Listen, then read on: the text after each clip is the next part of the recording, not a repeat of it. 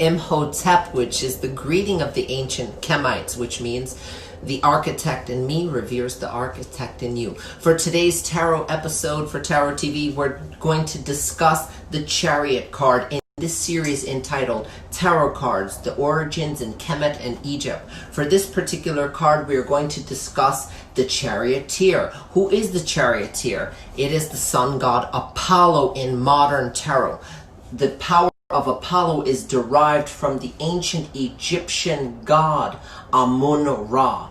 Amun Ra is a combination of two gods, Amun and Ra. Amun Ra is more of the mortal aspect of Amun Ra, the physical form that he takes on while he's in this physical realm and reality. How do we know it's Amun Ra? Well, first of all, according to ancient mythology in Egypt, in Kemetic mythology, Amun Ra has a chariot in which he uses to move along the horizon of the sky. In doing so, he moves the sun from the east to the west, and it's believed there he battles the Apophis, the great serpent who challenges creation itself.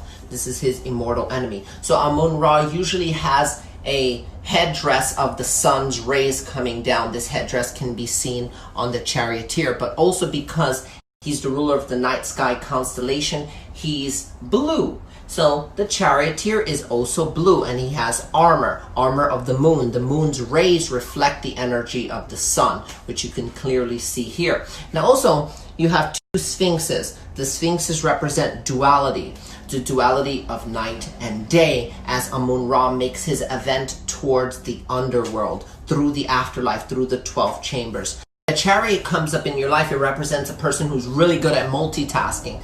This guy is pulling these two sphinxes, but he also has a banner. He's engulfed in a canopy, and within this canopy, he's showing you creation, how he takes on the responsibility to move the stars and move the constellations. This is why he has this belt, okay?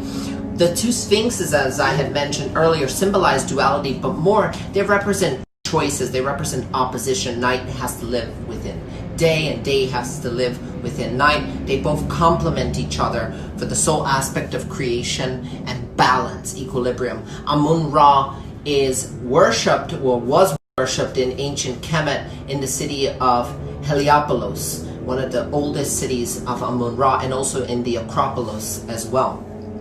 So the aspect of the Charioteer is that he causes to become through his motion.